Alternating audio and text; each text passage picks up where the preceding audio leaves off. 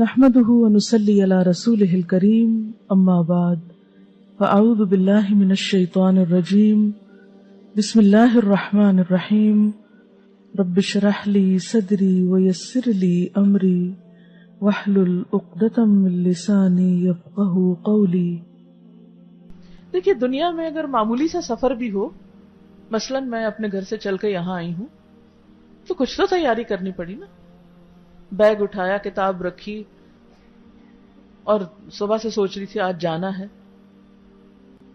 آپ ایک شہر سے دوسرے شہر جاتے ہیں، ایک ملک سے دوسرے ملک جاتے ہیں، کہیں بھی جاتے ہیں تو تیاری رکھتے ہیں نا. دنوں پہلے بیٹی کو رخصت کرنا ہو، دنوں پہلے تیاری شروع ہو جاتی کہ رخصتی ہے.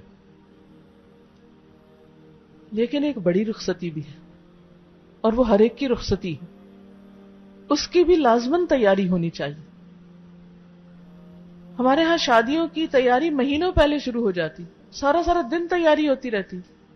مہمانوں کی لسٹیں بن رہی ہیں، ہال بک ہو رہے ہیں، مہمانوں کے آنے رہنے کا انتظام ہو رہا ہے، کپڑے بن رہے ہیں، جہیز بن رہا ہے، گھر آگے تیار ہو رہا ہے. دونوں خاندان کتنی لمبی لمبی تیاریاں کرتے ہیں اور سب لوگ مدد کو بھی پہنچ جاتے ہیں. سوچئے آخرت کی رخصتی میں ہم سب اپنے آپ کو رکھ کے دیکھیں اور اسی جگہ رکھ کے دیکھیں کہ میری رخصتی ہونے والی ہے. اس رخصتی کے لیے میں نے کیا تیار کیا ہوا ہے؟ کیونکہ انسان موت کے وقت کہے گا، جیسے اس آیت میں جو آپ نے تلاوت سنی، حتی اذا جاء احدهم الموت قال رب ارجعون، یہاں تک کہ جب ان میں سے کسی کی موت کا وقت آئے گا تو کہے گا رب مجھے واپس جانا ہے، ابھی میرے بہت کام ہے، مجھے واپس بھیج. کیوں؟ کہاں بھیج؟ اس دنیا میں بھیج جس کو میں چھوڑ آیا ہوں، تاکہ میں اب نیک عمل کروں، اچھے کام کرنے کے لیے واپس جانا چاہتا ہوں. تو وائی ناٹ، آج اگر ہمارے پاس وقت ہے تو آج سے کیوں نہ اچھے کام شروع کر دیں؟ ان میں کیوں سستی کر رہے ہیں؟ نیکی کے جو بھی مواقع ملے خیر اور بھلائی کے، ان میں وقت کے ساتھ ساتھ اضافہ ہونا چاہیے، کمی نہیں ہونی چاہیے. یہ نہیں ہونا چاہیے کہ ہاں وہ ایک وقت میں بھی اچھا کام کرتی تھی، اب مجھے فرصت نہیں. کیوں بھی فرصت کیوں نہیں؟ وہ بہت سے کام، مصروفیت کس چیز میں؟ دنیا کے چھوٹے چھوٹے کاموں میں. شیطان ہمارا دشمن ہر وقت ہمیں آخرت کی یاد بھلواتا رہتا ہے. لیکن اللہ سبحانہ وتعالیٰ نے قرآن مجید میں پیغمبروں کی خاص خوبی یہ بتائی ہے کہ وہ ہمارے پسندیدہ کیوں ہیں. انا اخلصناہم بخالصۃ ذکر الدار، ہم نے ان کو ایک خاص چیز کے ساتھ خالص کیا، چن لیا، اور وہ تھی گھر کی یاد، کہ ان کے دل میں گھر کی یاد رہتی تھی. اور گھر کون سا؟ جو ہمیشہ کا گھر. وَإِنَّ الدَّارَ الْآخِرَةَ لَهِيَ الْحَيَوَانُ لَوْ كَانُوا يَعْلَمُونَ، اور بے شک آخرت کا گھر وہی دراصل گھر ہے. لَهِيَ الْحَيَوَانُ، زندہ رہنے کی وہی جگہ ہے، وہی اصل زندگی ہے. لَوْ كَانُوا يَعْلَمُونَ، کاش لوگوں کو پتا ہوتا. تو بات یہ ہے کہ اصل گھر تو وہ ہے، اور دنیا تو سمجھے ایک میکے کی طرح ہے. جیسے میکے میں لڑکی رہتی ہے تو وہ اکثر یہ سوچتی رہتی کہ میرا گھر نہیں. ماں باپ کے گھر ہوتے ہوئے ہر بچی یہ سوچتی میرا گھر نہیں، میرا گھر تو اگلا گھر ہے. مائیں بھی کہتی رہتی اپنے گھر جاؤ گی تو پتا چلے گا، اپنے گھر جاؤ گی تو پتا چلے گا. تو ماں باپ کے گھر کو اپنا نہیں کہتے، وہ دوسرا اپنا کہتے ہیں. اور لڑکی بستی بھی وہی ہے جو دوسرے کو اپنا بنا لے.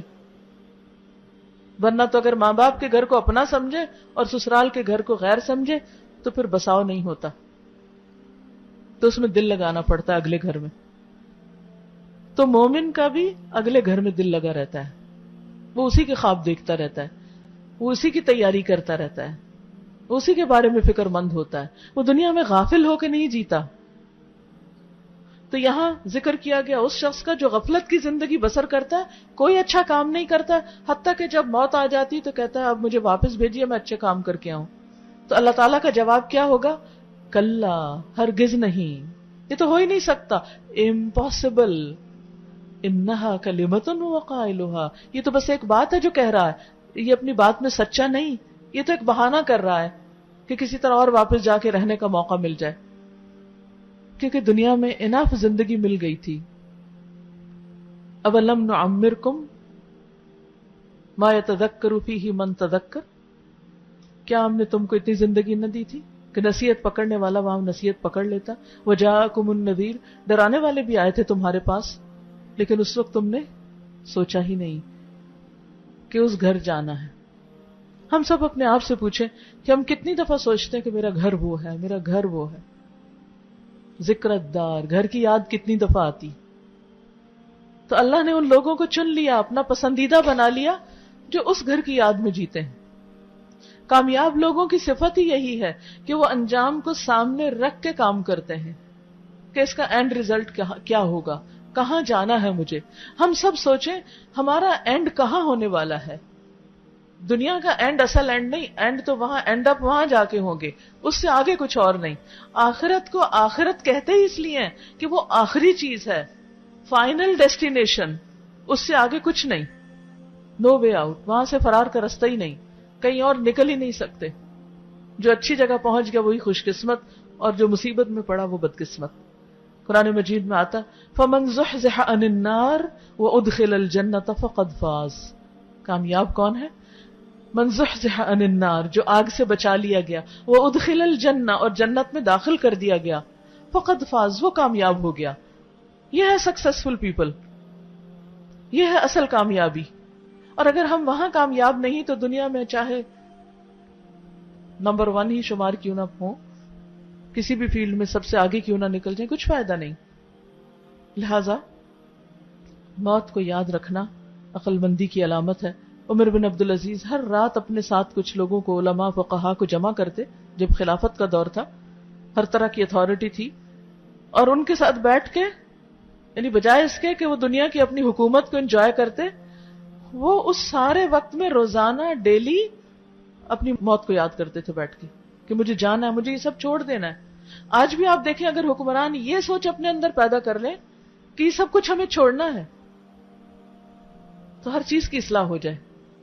گھروں میں فساد بگاڑ کیوں ہے؟ کیونکہ ہم سمجھتے ہیں یہ میری چیز ہے، میری. ہر شخص کھینچا تانی میں لگا ہوا ہے.